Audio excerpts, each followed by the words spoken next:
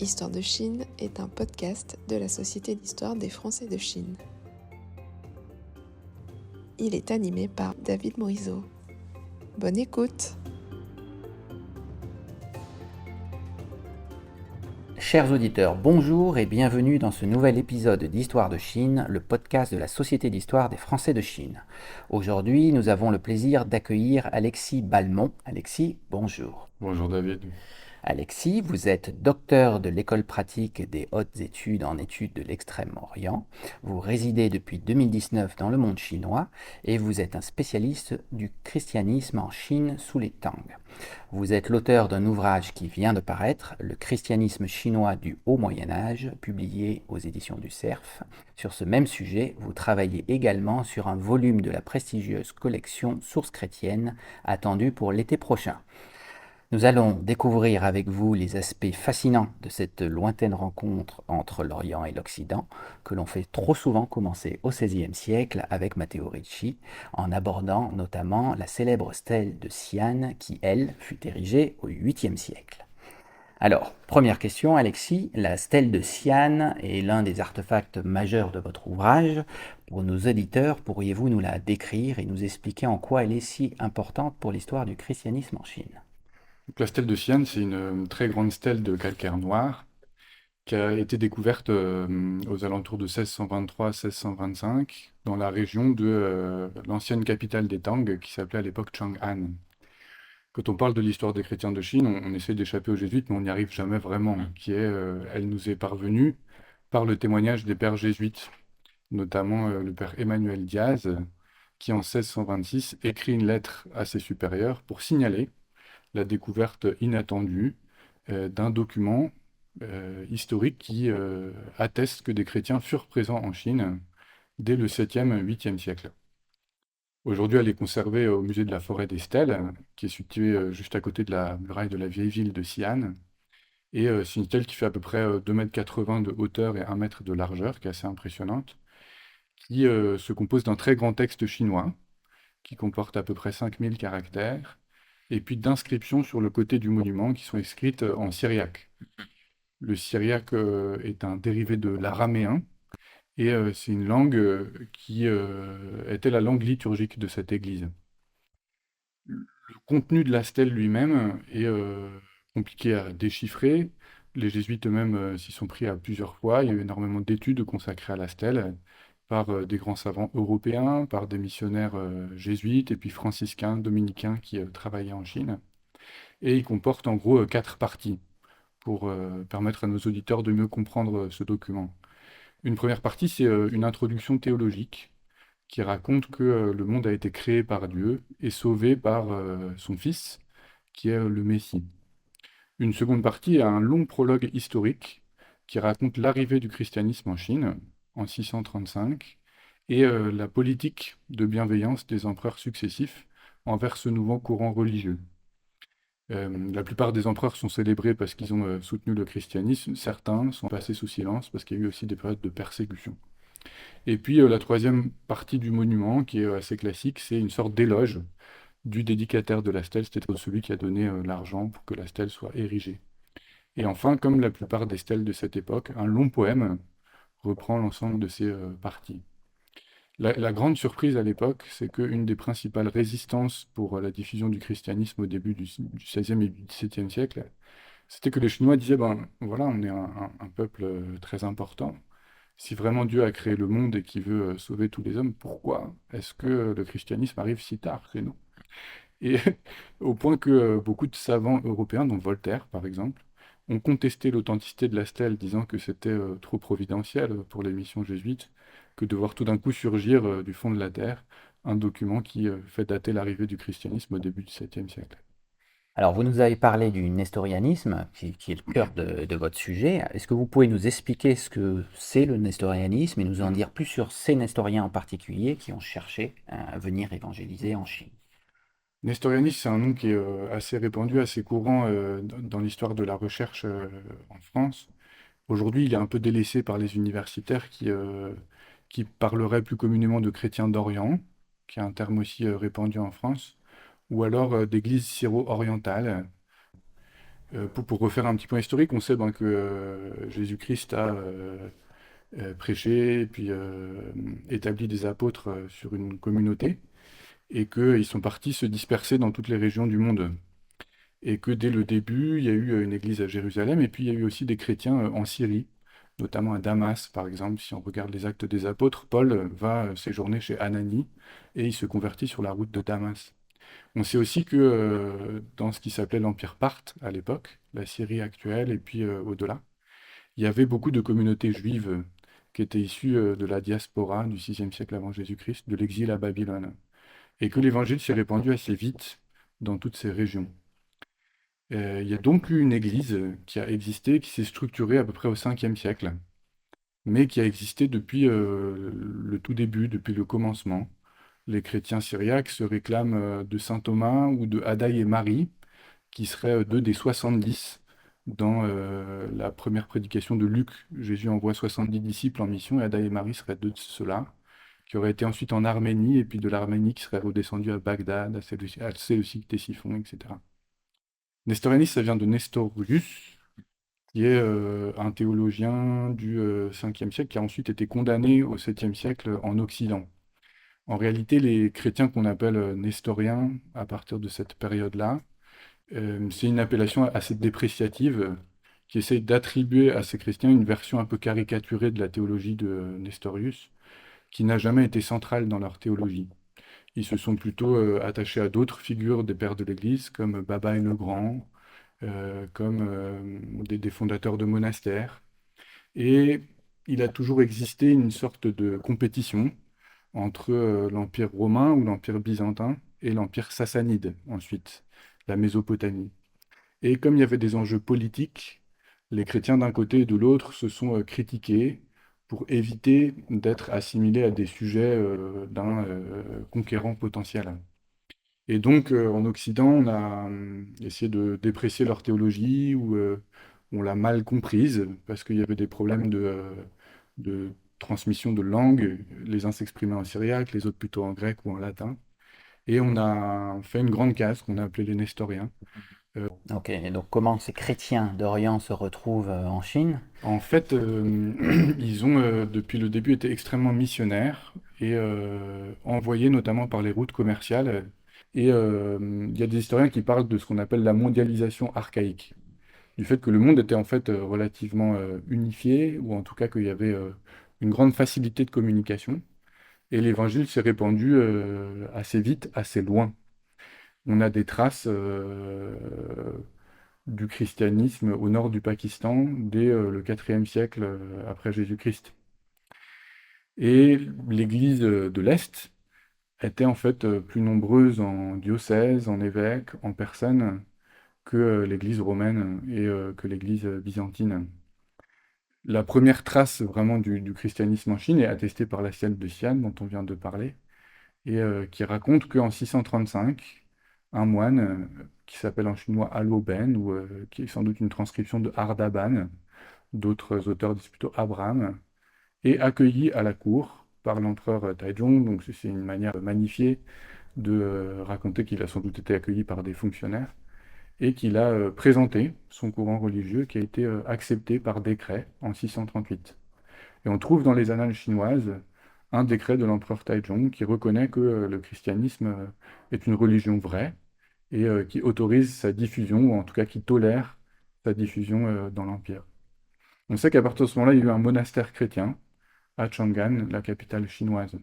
Ça permet de faire la transition vers ma prochaine question. Dans votre livre, vous mentionnez plusieurs autres sources et manuscrits au-delà de la stèle de Xi'an, qui sont moins connus donc, et qui ont été découvertes au fil des décennies. Pourriez-vous nous présenter brièvement ces sources et nous expliquer comment elles viennent enrichir notre compréhension du christianisme en Chine à cette époque? Et, je disais que l'authenticité de la stèle de Xi'an avait été critiquée longtemps, et jusqu'à la fin du 19e siècle en fait, jusqu'à ce que un jésuite ici, le père Henri Havray, à Shanghai, consacre 3 livres très importants à cette stèle, et il écrit dans sa préface: «J'espère que mes recherches vont enfin permettre à la communauté scientifique, académique, ecclésiale, d'accepter définitivement l'authenticité de la stèle.» En réalité, l'authenticité de la stèle va être plutôt démontrée parce que des nouveaux manuscrits vont apparaître.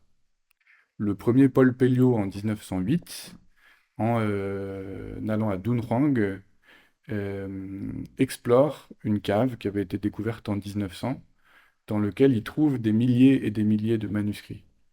Dans le récit qu'il envoie à Étienne Senard, qui est son chef de l'expédition archéologique, il décrit la plupart des manuscrits qu'il trouve, et notamment il trouve 3 fragments qui reconstituent, qui pensent être un unique manuscrit à l'origine, de textes qu'il identifie comme chrétiens.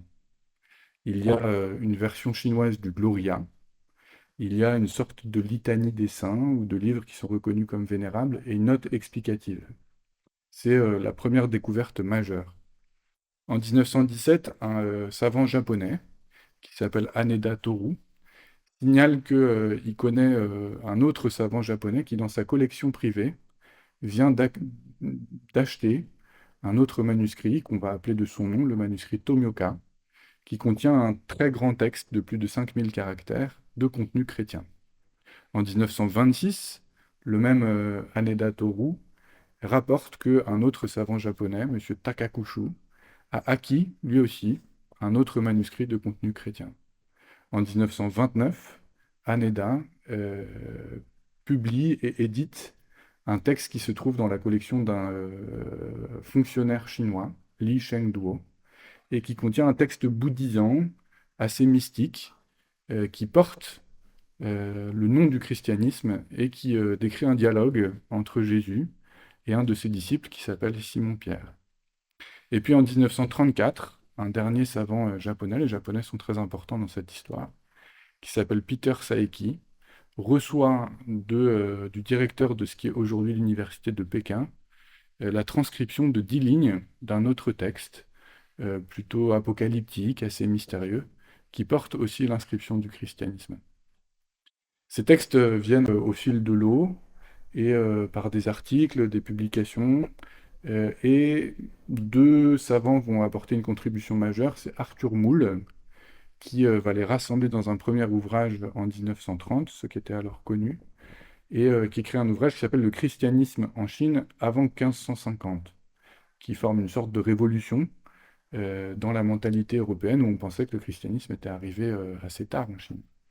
Et puis Peter Saeki lui-même va rassembler tous ces textes, les éditer en 1937, et va faire une deuxième édition de ce livre en 1951, qui va devenir l'ouvrage de référence sur ces sources.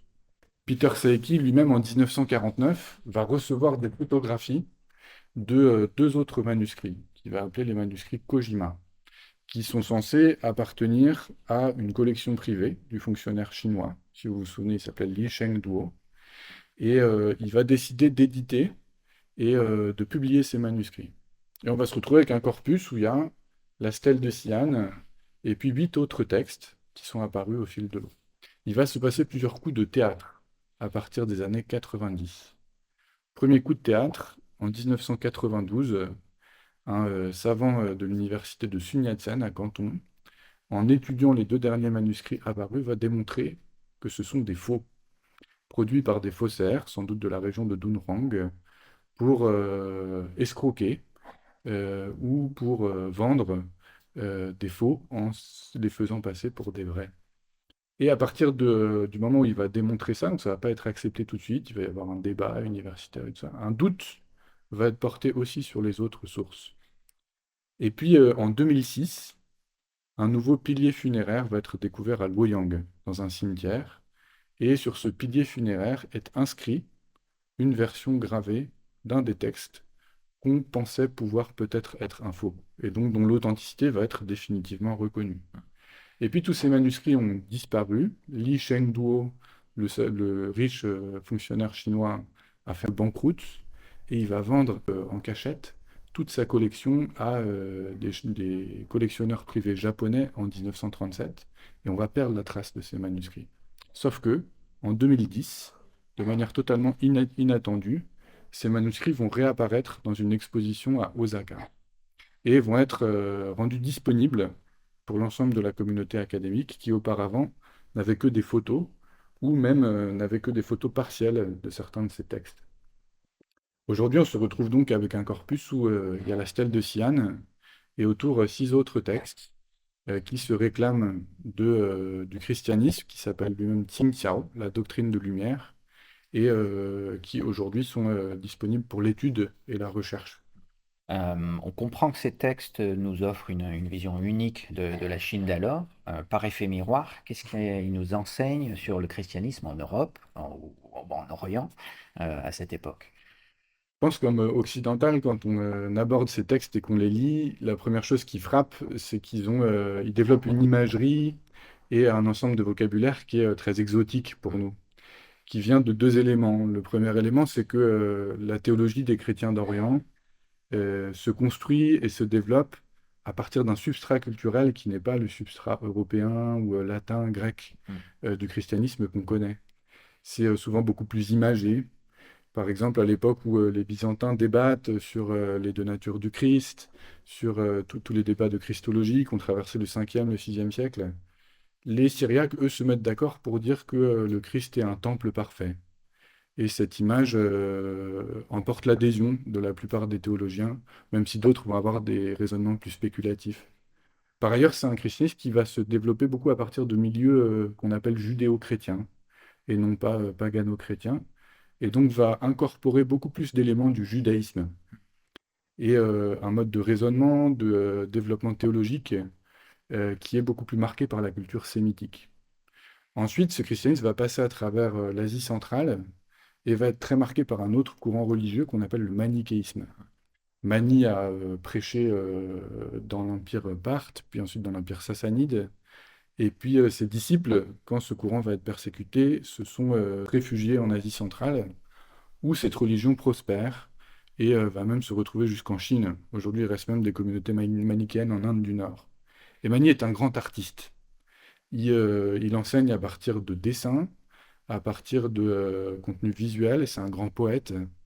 Et du coup, la manière de prêcher beaucoup plus séduisante en fait pour les esprits non spéculatifs. Enfin, ces textes vont arriver en Chine.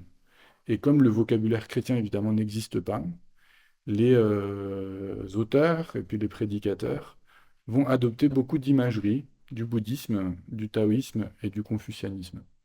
Je prends un exemple, par exemple, plusieurs textes déploient l'image du Christ qui serait comme un pilote d'un radeau qui nous permet de traverser l'océan de la vie et de la mort et l'océan des souffrances.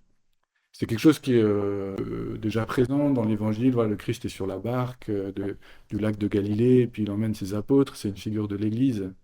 Mais ici, l'imagerie qui est adoptée, le vocabulaire qui est adopté, reprend tout ce que le bouddhisme avait déjà enseigné sur Guanyin, par exemple. Et du coup, ça forme des textes au contenu qui est plus spirituel, plus mystique, avec une imagerie qui est assez fascinante, je trouve. Pour nous qui sommes peut-être chrétiens, occidentaux, ça peut nous permettre d'avoir un nouveau visage du christianisme et puis d'intégrer les différentes influences culturelles qu'on reçoit de l'Occident, bien sûr, mais aussi de l'Orient. Et ces textes constituent une forme de dialogue assez inédit, en fait, entre des traditions culturelles très anciennes qui ont marqué nos civilisations, nos aires culturelles, d'une manière qui n'a pas forcément été faite à l'époque moderne. Quand les jésuites sont arrivés à Pékin, ils ont adopté beaucoup d'éléments du confucianisme, qui était un courant majoritaire à l'époque, et ont délaissé, parce que c'était plus populaire, moins apprécié, toute l'imagerie bouddhique et taoïque, qui est majoritaire dans ces textes.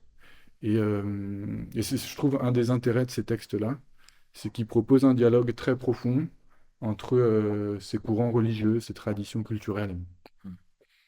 Après avoir exploré cette fascinante période de l'histoire chinoise, quels sont vos projets de recherche futurs? Avez-vous déjà des pistes pour approfondir ou élargir vos études sur le christianisme en Chine ou d'autres périodes historiques? Moi, je suis un jeune chercheur, donc j'ai beaucoup apprécié de pouvoir découvrir ces sources, de les éditer, de les étudier. Ça m'a permis aussi de mieux comprendre et étudier les traditions chinoises et puis les traditions d'Asie centrale, comme le manichéisme, le zoroastrisme. Et je pense que maintenant que je vis en Chine, bah, il faut que je m'intéresse un petit peu à la modernité aussi. Et donc je comprends à peu près ce qu'il a pu se passer avant le XIe siècle pour le christianisme chinois. Et maintenant, il est peut-être le moment de passer à d'autres époques, progressivement d'arriver jusqu'à la modernité. Et en tout cas, je suis très heureux que ça m'ait permis de façonner une intelligence des traditions chinoises. Et de moi-même, je suis arrivé en Chine en 2019, c'est assez récent, de pouvoir unifier ce que je comprends de la Chine avec mon passé chrétien et ma culture occidentale pour aborder de manière fraîche, neuve, d'autres périodes de l'histoire du christianisme ici. Merci beaucoup Alexis pour cet échange enrichissant. J'espère que nos auditeurs auront été aussi captivés que moi. Et je redonne les détails de votre livre, Le christianisme chinois du Haut Moyen Âge, aux éditions du Cerf, disponible dans toutes les bonnes librairies et en ligne. Nous mettrons tous les liens utiles dans la description de l'épisode. Merci encore Alexis. Et à Merci très beaucoup bientôt. de m'avoir accueilli et merci pour cette très belle initiative qu'est la Société d'Histoire France-Chine.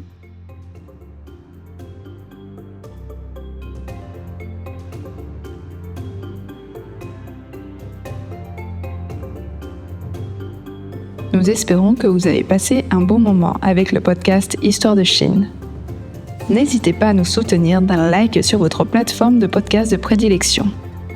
Retrouvez la Société d'Histoire sur son site internet histoire-chine.fr. À bientôt sur Histoire de Chine.